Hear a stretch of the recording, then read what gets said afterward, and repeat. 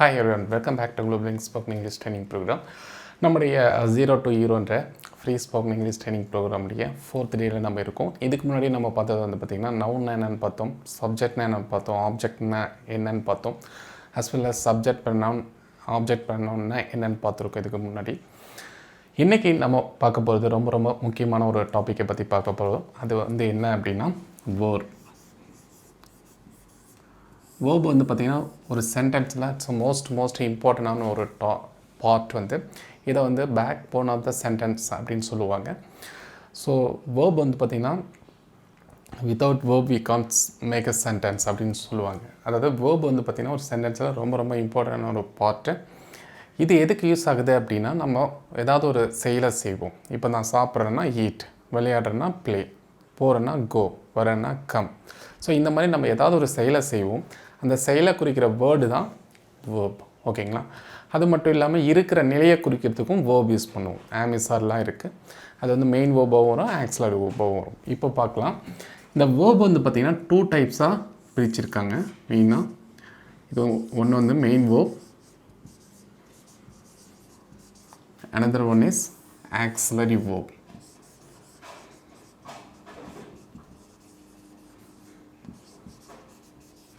Main verb and auxiliary verb. சரிங்களா? இந்த main வேர்ப்ன்றது நம்ம ஏதாவது ஒரு செயலை செய்வோம் இல்லையா? இப்போது ஈட் சாப்பிட்றது, கோ போகிறது, கம் வர்றது, குக் சமைக்கிறது, இந்த மாதிரி நம்ம ஏதாவது ஒரு வேலையை செய்வோம். அந்த வேலையை குறிக்கிற வேர்டு தான் வந்து பார்த்திங்கன்னா மெயின் வேர்ப். ஓகே, அது இல்லாமல் இந்த ஆமிசார்லாம் கூட மெயின் வேர்பாக வரும்.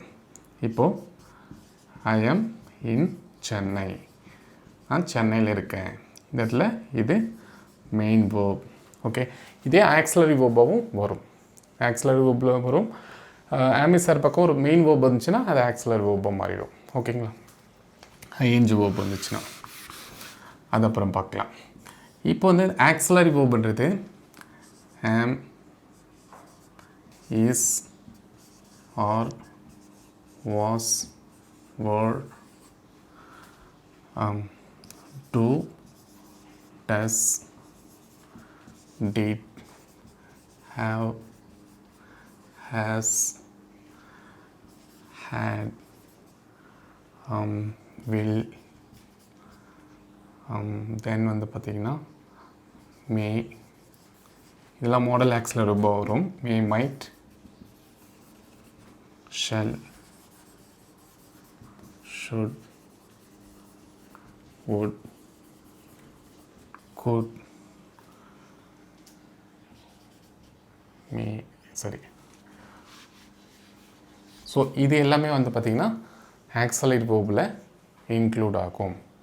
அப்போ இதுக்கும் இதுக்கு என்ன டிஃப்ரெண்ட் அப்படின்னா, இது வந்து பார்த்திங்கன்னா மெயின் வேர்ப் வரும். இது வந்து இந்த ஆக்ஸிலரி வேர்ப் எதுக்கு யூஸ் ஆகுது அப்படின்னா ஒரு சென்டென்ஸ் வந்து எந்த டென்ஸில் இருக்குது அப்படின்னு சொல்கிறதுக்காக யூஸ் ஆகும். ஓகே, அப்போ அது எந்த டென்ஸில் இருக்குதுன்னு கண்டுபிடிச்சா தான் அதோடைய பர்ஃபெக்டான மீனிங் நம்மளுக்கு அண்டர்ஸ்டாண்ட் ஆகும்.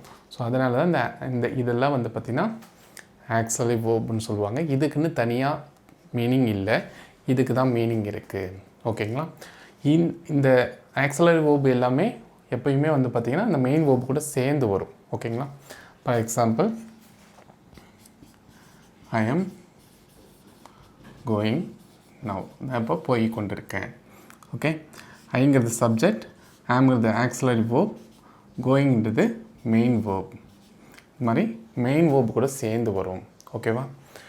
இதே வந்து ஆம் வந்து மெயின் வேர்பாகவும் வரும். ஐ எம் இன் சென்னை, நான் சென்னையில் இருக்கேன். இந்த இடத்துல மெயின் வேர்பு.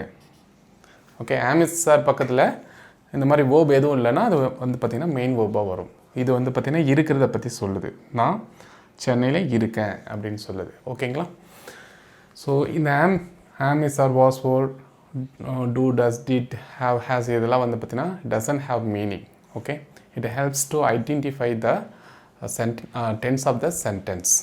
ஓகே, ஸோ அதுக்காக பயன்படுத்தப்படுது. ரைட்? ஸோ இது உங்களுக்கு புரிஞ்சிருக்கும் அப்படின்னு நினைக்கிறேன். ஸோ இதில் வந்து பார்த்திங்கன்னா மெயின் வேர்பில் 2 டைப்ஸ் இருக்குங்க.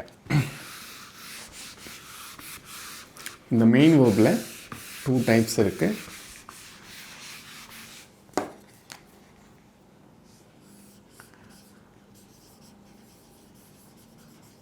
regular verb, another one is irregular verb.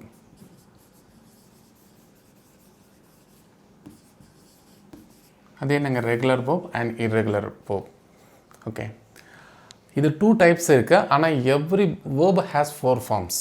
ஒவ்வொரு வேர்புமே 4 ஃபார்ம் இருக்குது. அது என்னென்ன ஃபார்ம் அப்படின்னா present form and past form, past, sorry, இங்கே இடம் இல்லை,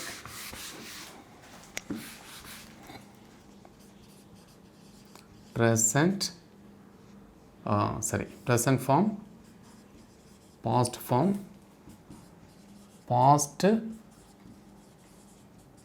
participle and present participle. Present,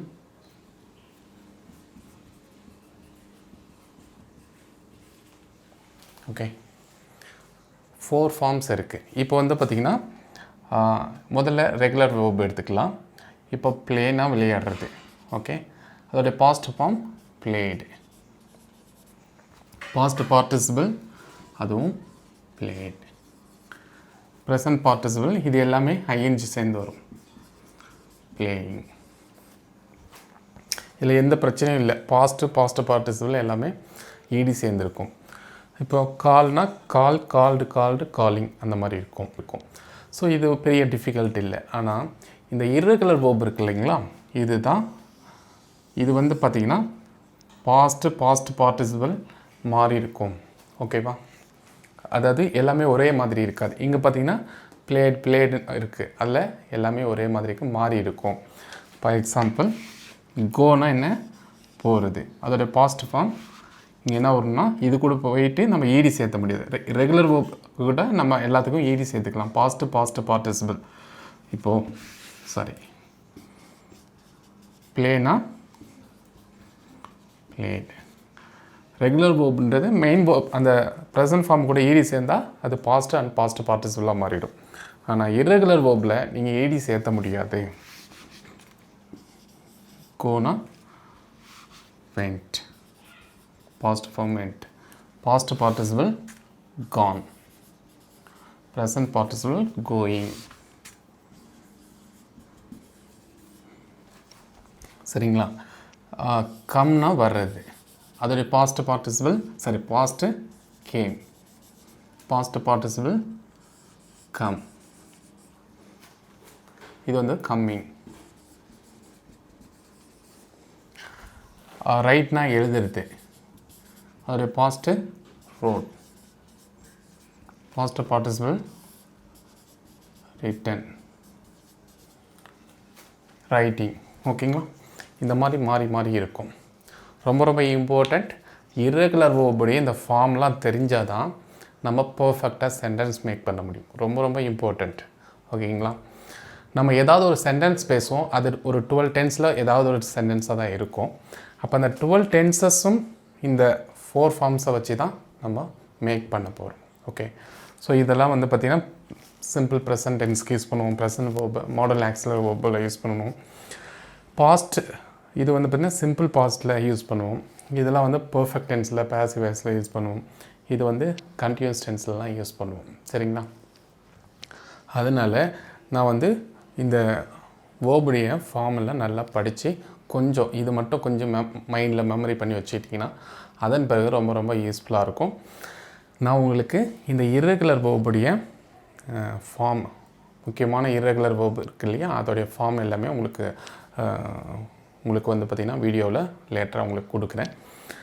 அது என்ன பண்ணுறீங்கன்னா நோட்டில் எழுதி வச்சுக்கோங்க. அதை கொஞ்சம் நல்லா படித்து அதுக்கு தமிழ் மீனிங்கும் கொடுத்துருக்கேன். அதை நோட்டில் எழுதி வச்சு நல்லா கொஞ்சம் மெமரி பண்ணி வச்சுக்கோங்க. அது பண்ணால் தான் அடுத்து வர கிளாஸஸ் எல்லாமே வந்து பார்த்திங்கன்னா உங்களுக்கு ஈஸியாக அண்டர்ஸ்டாண்ட் ஆகும். ஓகே, சரி, நீங்கள் கேட்கலாம் கோன்னா என்ன, வெண்ட்னா என்ன, கான்னா என்ன, கோயிங்னா என்னென்னா எல்லாமே ஒன்று தான், போகிறது தான். ஓகேங்களா, ஸோ இதுக்கு ஒரு மீனிங், இதுக்கு ஒரு மீனிங், இதுக்கு ஒரு மீனிங் தனித்தனியாக இல்லை. ஆனால் அது டென்ஸில் வரும்போது தான் அது வந்து மாறும். ஃபார் எக்ஸாம்பிள்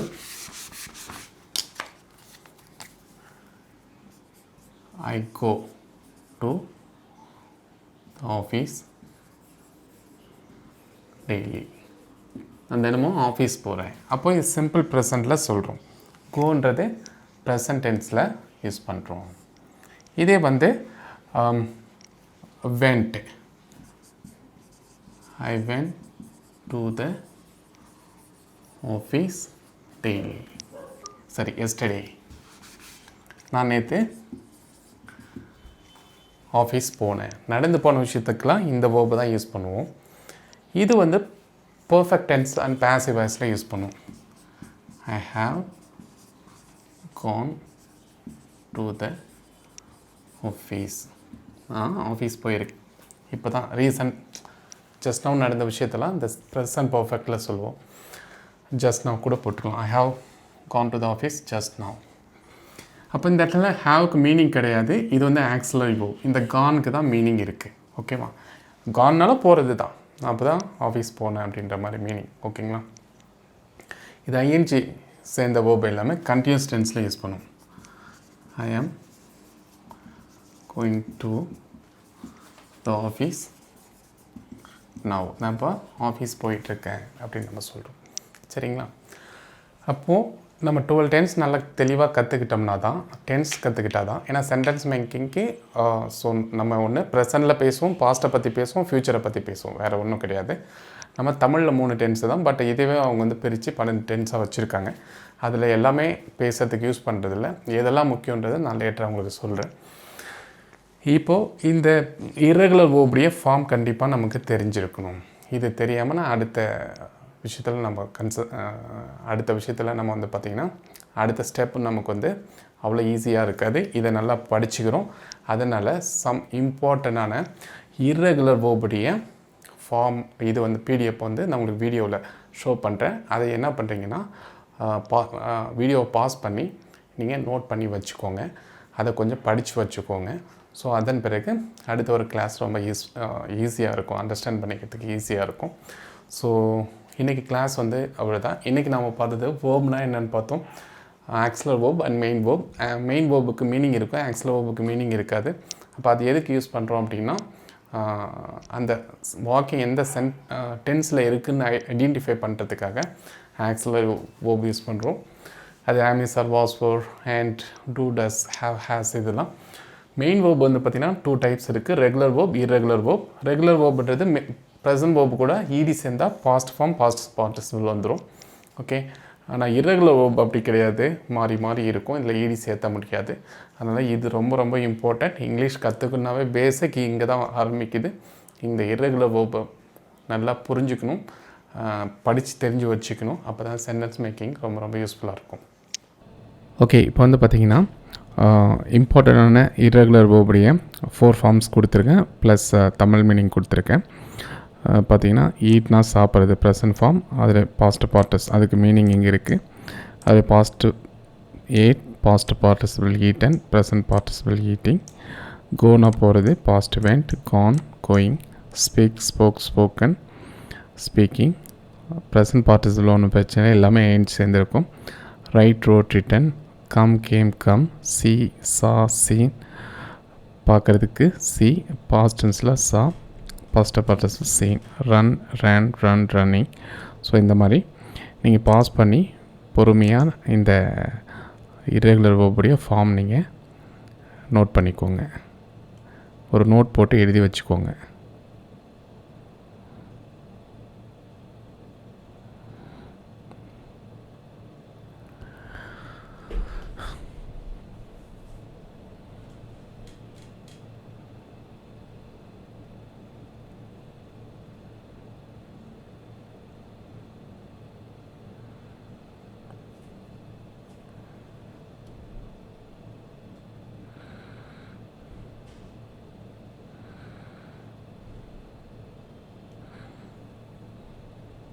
இது ரொம்ப ரொம்ப இம்பார்ட்டண்ட்டுங்க. இது தெரிஞ்சால் தான் நீங்கள் சென்டென்ஸ் ஃபார்மேஷனில் நம்ம ஈஸியாக சென்டென்ஸ் மேக் பண்ண முடியும்.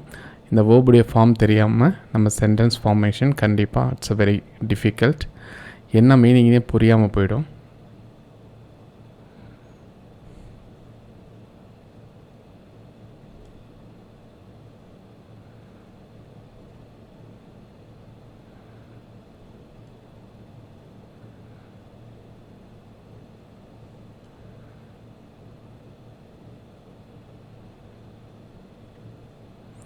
ஒரு 143 வேர்ப் பக்கம் கொடுத்துருக்கோம்.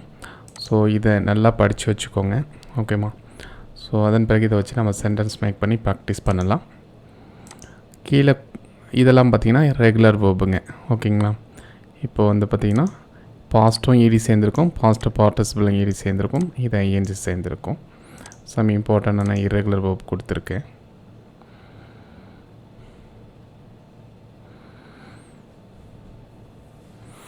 இதை நீங்கள் ஜஸ்ட் அதை பார்த்து அதை மீனிங் மட்டும் புரிஞ்சுக்கிட்டால் போதும். ஏன்னா இதுக்கெல்லாம் இதுக்கு வந்து இதை நீங்கள் எதுவும் மெமரி பண்ண வேண்டிய அவசியம் இருக்காது.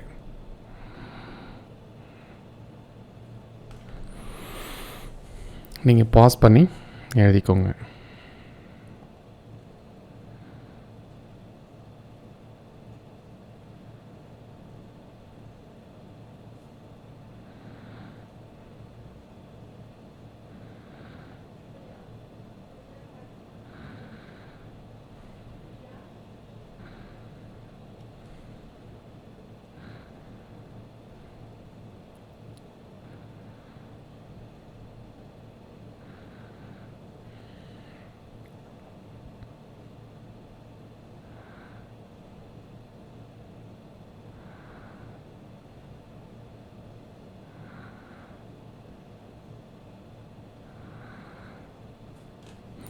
ஸோ இதில் ஒரு 500 வேர்ப்ஸ் கொடுத்துருக்குங்க. மோஸ்ட் ப்ராபப்ளி 90% இந்த 500 வேர்ப்ஸ்குள்ளே தான் நம்ம டே டு டே லைஃப்பில் யூஸ் பேசுகிறோம். இந்த வேர்பை வச்சு நம்ம ப்ராக்டிஸ் பண்ணவே கிட்டத்தட்ட சென்டென்ஸ் மேக் பண்ண தெரிஞ்சிச்சுன்னா நம்ம டே டு டே லைஃப்பில் ஈஸியாக சரளமாக நம்ம பேசலாம். ஏன்னா வேர்ப் இல்லாமல் சென்டென்ஸ் மேக் பண்ணுறது ரொம்ப டிஃபிகல்ட். அதனால் இந்த ரொம்ப இம்பார்ட்டண்டான நம்ம டே டு டே லைஃப்பில் யூஸ் பண்ணுற இந்த வேர்பெலாம் நீங்கள் நோட் பண்ணி வச்சுக்கோங்க, படித்து வச்சுக்கோங்க. தென் இதை வச்சு தான் நம்ம ப்ராக்டிஸ் பண்ண போகிறோம். அப்போ உங்களுக்கு புரிஞ்சிடும்.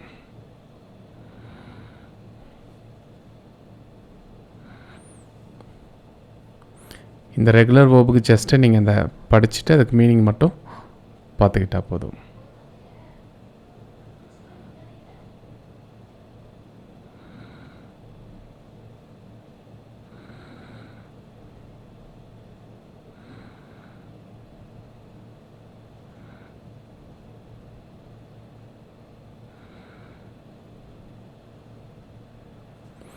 ஓகே